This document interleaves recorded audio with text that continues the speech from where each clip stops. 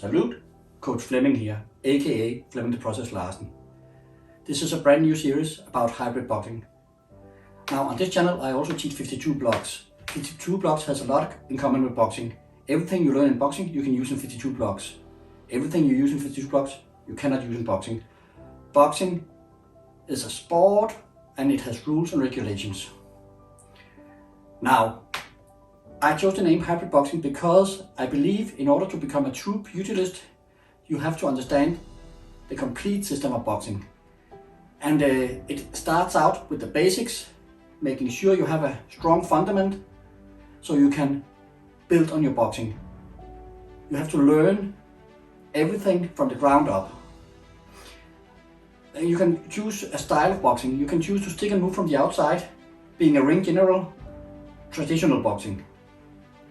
You can choose to be relentless in your offense, moving in with a peekaboo style of boxing, maintaining a strong focus on your defensive movements as well. You can choose to be a counter striker from the pocket or from the outside using the Philly shell. But the Philly shell is not just a stance. Peekaboo is not just a stance. It's a complete system of concepts or tactics you have to learn, and that's advanced. And that's something I will get to much later. I'm going to start this series out with the fundamentals of boxing, building a strong foundation for you. I try to make content that is useful, something you can learn from. So if you get value from this video, don't forget to like, subscribe and share. It really helps my channel out, so I can make more content like this for you.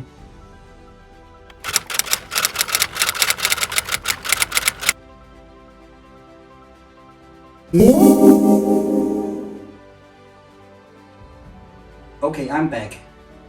Now the way I teach boxing is by following a process. A process is giving you some tools, some skills you have to develop each day and building from there. Once you go in knowing what you have to do this day, then you can check it off, check it off, check it off. And once you have all your check marks, then you are on your way following a process. Now, in building this way, following a process, you develop what's called muscle memory. And muscle memory is a way for you to learn so you don't have to think. When you have done it enough times the right way, then you will become incapable of doing it wrong. But this takes discipline and focus and dedication. And you have to repeat on a regular basis. Repetition is the king. So I'm gonna start you off in boxing following this process. And what we do in hybrid boxing, and I learned my boxing from the school of boxing, is we train in tiers. Tier 1 is very slow. This is where you can feel the weight shifting. You can see which limb moves first. You can see the rotations. You can see everything in tier 1. You can even put counts on it. So if I had to throw a straight right in tier 1, I would be in my fighting stance. And I would say I start out by transferring my weight to the front leg like this, and rotating my hip. This is one. Then I continue the rotation as my arm moves out, elbow down, in a straight line, shoulder up to protect. This is 2. Then I move back, transferring the weight back to the back leg as my arm comes straight in, elbow down, back to neutral. This is 3. This would be tier 1. 1, 2, 3. I can focus on the weight shift. Is that okay? I can focus on the elbow. Is the elbow flaring? I can focus on the shoulder. Is the shoulder coming up? I can focus. Am I coming back to neutral in a strong fighting stance? I can pick and choose my focus, and I can check my technique. This is why we use tier 1. Then we have tier 2, which is slow with flow. There are no counts in tier 2. It's one long continuous movement with flow, but it's slow. So this would be tier 2.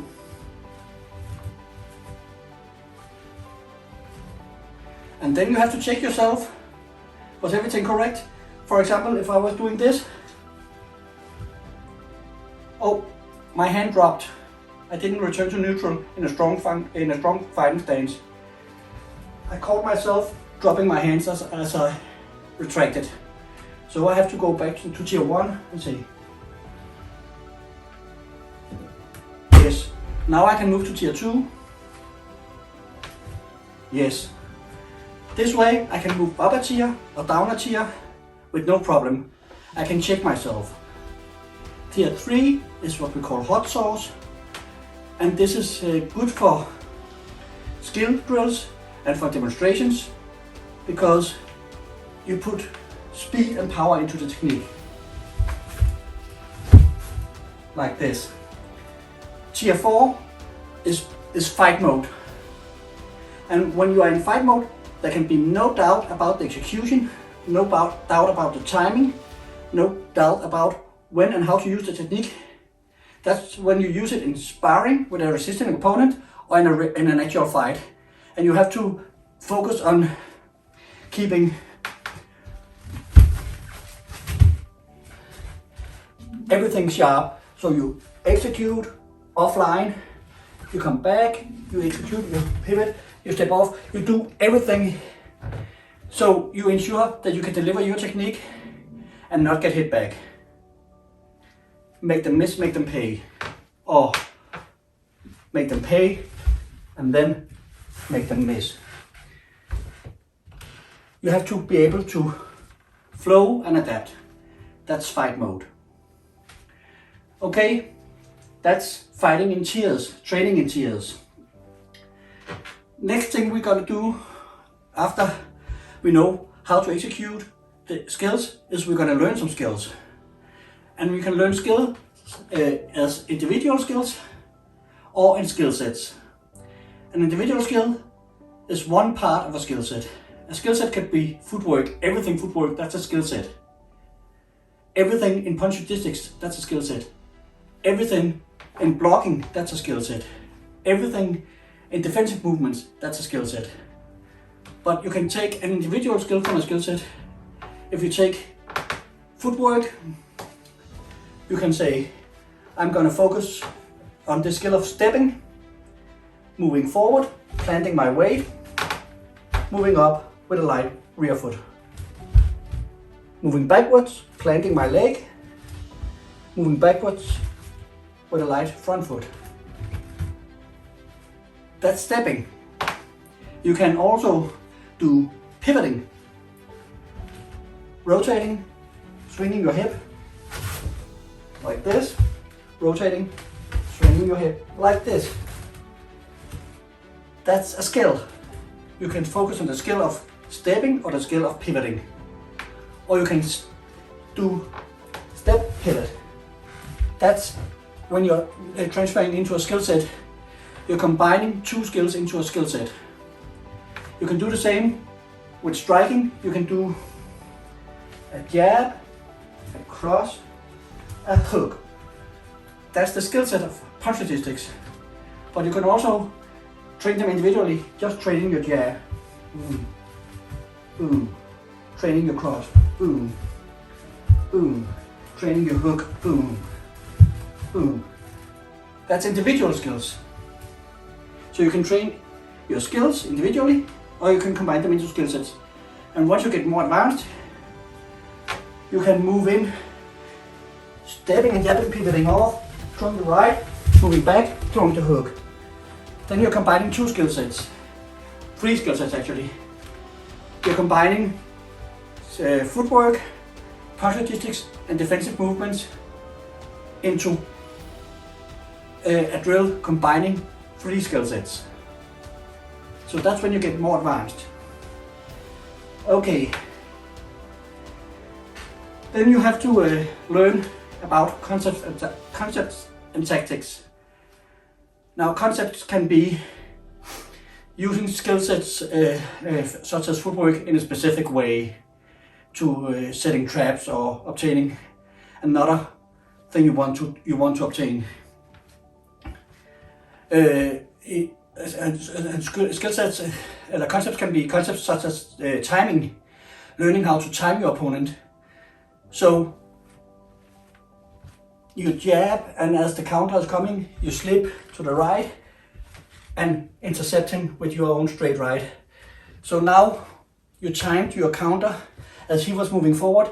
His punch is missing, going over your shoulder. Your punch is connecting as he's stepping into it, giving you more impact and catching him off guard, increasing the likelihood of a knockout.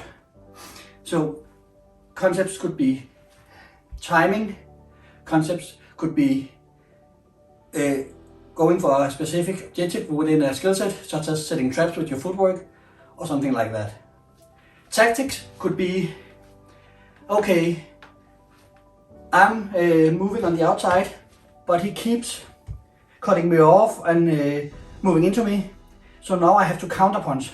Now I have to change my stick and move approach from the outside to maybe a finisher counter striking, because my opponent is denying me, or he's better than me. So I cannot execute my game plan, stick and moving, because he has the ability to cut me off more than I have the ability to move around him. Now I have to change my tactic and then counter strike from the pocket or from the outside. So you have to learn a lot, and you also have to learn to transfer the skills from the gym into the ring at some time. So you know what to do when your rope is against the ropes, or if you're caught in a corner. So there's a lot to learn.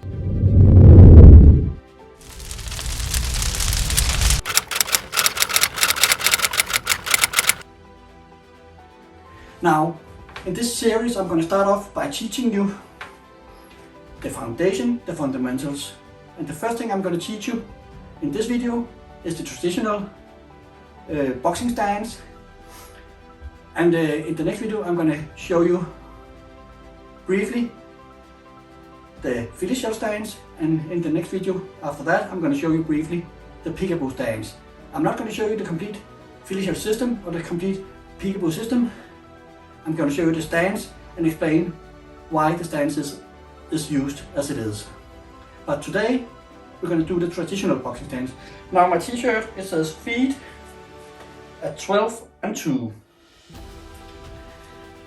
So we're going to start there. Feet at 12, pointing straight at the opponent, and at 2, like this. I can turn my front foot slightly inwards if I want to. I can keep it pointed straight forward. That's up to you. Now, I'm always going to have my weight either on the front leg or the rear leg, primarily. So, first thing is feet and 12 and 2.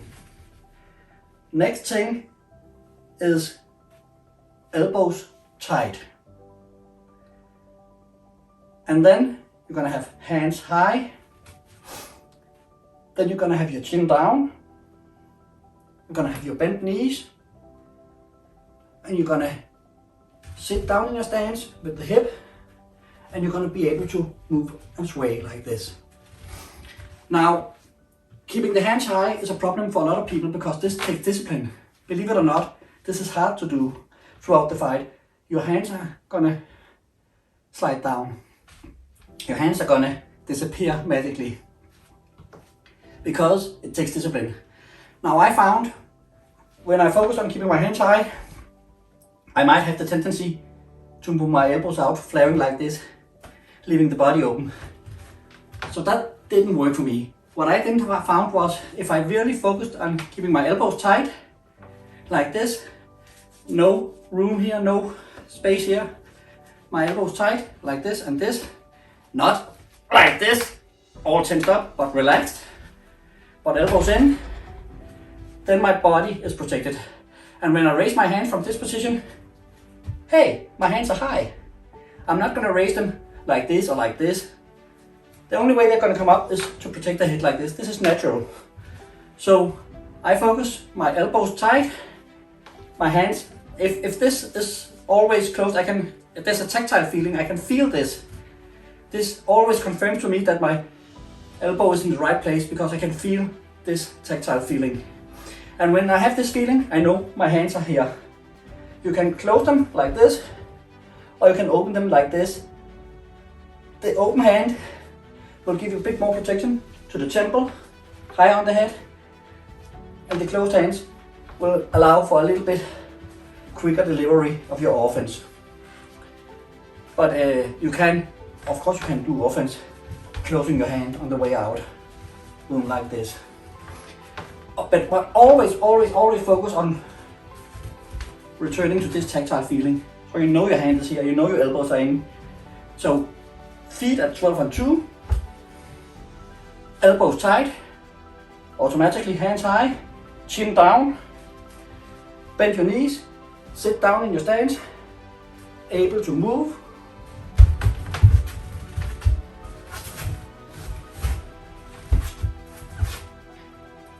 And able to strike. And the way you're going to block from this stance is straight punches coming up. You can parry down. If you're at distance, if he's closer, you can cover up. You're not going to do this. You're going to do this, so this can return quickly. Short movement. When he's going to strike to the sides, you're going to do this. So you're not going to do this, leaving the body open. Just going to do this, or this. And each time you block a punch, boom, return. Boom, return. Return. So you are always back to your strong boxing stance. Chin down is because when your chin is up, all the knockout points are available. If you hide them here, your shoulders are a bit up here in front, and when you strike, your shoulders are protecting. When you strike, your shoulders are protecting, and back to neutral. And if he hits straight and you are a little low, he will hit your forehead. This would hurt his hand more than it will hurt your head. So you can do your parries like this. You can do your blocks like this. And if he hits to the body, you don't have to drop your elbow, leaving the chin open, because he could feint like this. All you have to do is drop your body a little. Taking the impact, drop your body a little. If he comes with uppercuts, you can parry down on the uppercut like this, or you can move up to the side.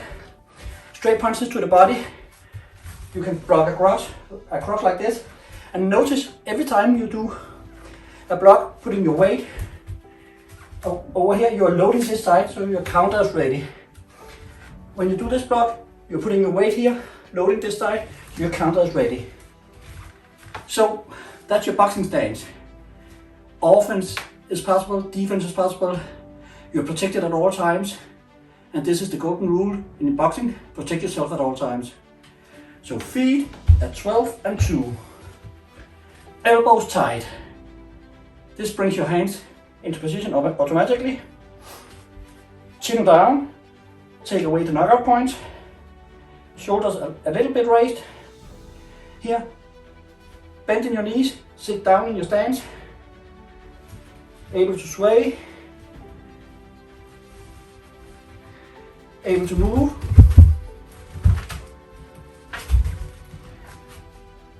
So that's your boxing stance. I hope you could use it. This is my introduction to hybrid boxing. Welcome to the channel. This is Flemming from Denmark saying salute. See you on the next one.